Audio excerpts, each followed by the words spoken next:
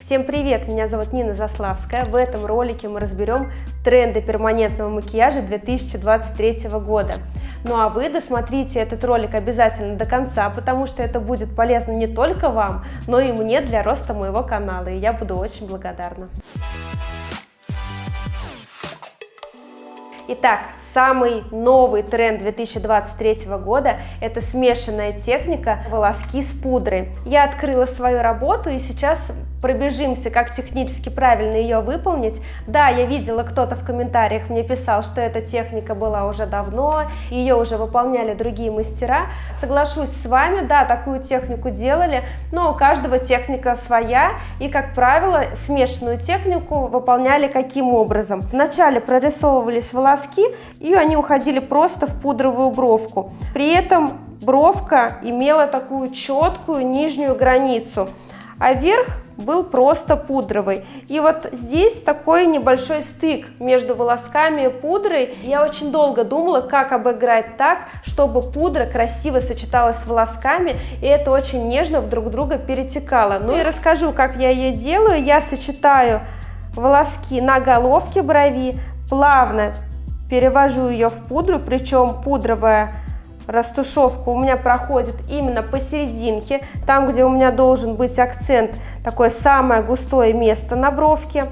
Также бровка имеет легкую пудровую такую верхнюю границу, тем самым она выглядит очень нежно, не перегружает бровь какой-то четкой растушевкой. Ну и потом эта пудра у меня переходит, как вы обратили внимание, в такой пушистый волосковый хвостик. То есть у меня сначала волоски, потом пудра, и опять заканчивается это волосковой техникой. Ну и следующий тренд у нас, конечно, это классика, волосковая техника.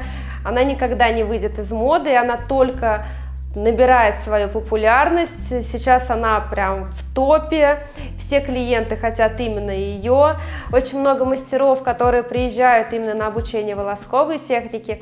Ну а смешанная техника – это уже продвинутый уровень, и, конечно, без каких-то базовых знаний и навыков по волосковой технике вы не сможете сделать смешанную технику, поэтому одно вытекает из другого. В волосковой технике тренд пушистости, объема, то есть, как вы видите на работе, серединка прорисована более жирно, более ярким цветом, а пушковые волоски очень прозрачные и легкие. Это прям тренд волосковой техники, тренд на натуральность, естественность. Тем более эта техника очень востребована среди людей с аллопецией, поэтому если ваше сердце горит помогать людям с такой проблемой, это прям самое то, чем следует заняться и, конечно, повысить свой уровень как мастера, может быть, почистить даже свою карму. Ну а мы переходим к следующему тренду. Следующий тренд, неизменный уже последние лет 5, это классические пудровые брови. Но сейчас в пудровых бровях очень модно, чтобы нижняя граница была четкая, как будто подведенная по линеечке, а верхняя часть была пиксельная, как будто бы верхняя часть бровки растворяется в воздухе. Такую пудру чаще всего выполняют на гибридных либо на органических пигментах. Ну а если же вы работаете на минералах, мы плавненько передвигаемся к следующему тренду. Как мы знаем, мода циклична, и новое – это хорошо забытое старое, все возвращается, и когда-то популярная теневая растушевка стала опять в тренде, и я нашла работу мастера. Это не моя работа, потому что я все-таки больше предпочитаю работать либо в волосковой, либо в смешанной технике, либо в пудровой, но хочу показать вам новый тренд, который набирает популярность и прям бьет все рекорды, я бы даже сказала. Это графичные теневые брови, такой эффект хны.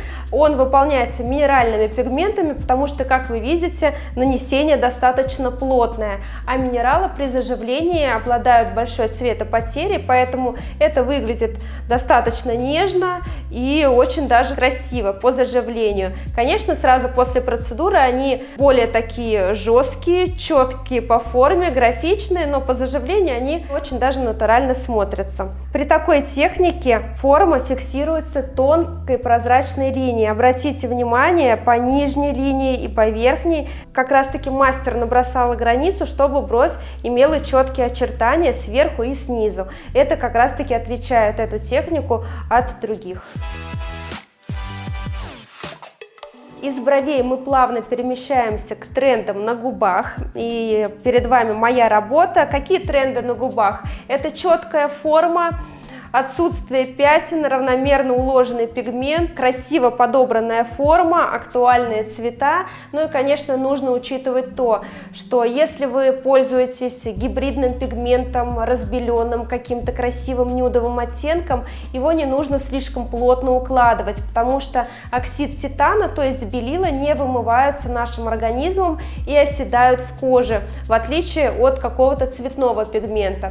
И если вы постоянно много будете укладывать клиенту слоев вот этого белильного пигмента, рано или поздно у нее будут такие пластилиновые губы, которые очень сложно потом исправить, так как оксид титана будет оседать.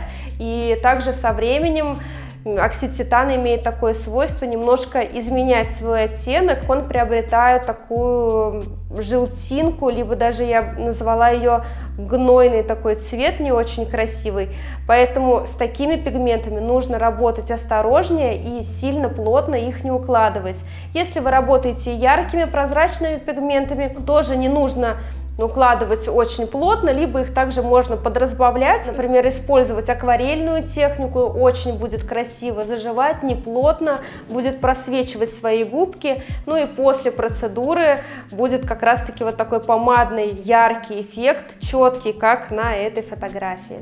Ну а завершим мы это видео трендами, которые актуальны при выполнение татуажа на глазах. Это теневая растушевка, она должна быть очень легкой. Сейчас приветствуется отсутствие черного цвета. Современные мастера, которые работают с веками, используют несколько оттенков коричневого. Как правило, это светлый цвет на желтой основе, средний цвет на красноватой коричневой основе, ну и темный коричневый пигмент для затемнения межреснички и уголочка. Почему отсутствует черный? Потому что, как мы знаем, черный цвет, если его разложить по градации, имеет самую светлую градацию, это синий. Поэтому со временем и у ваших клиентов, когда подсмывается черный цвет, проявляется такая серость либо синева. Чтобы этого избежать, работайте коричневыми оттенками, и заживший результат всегда вас будет радовать, будет смотреться нежно и без серости.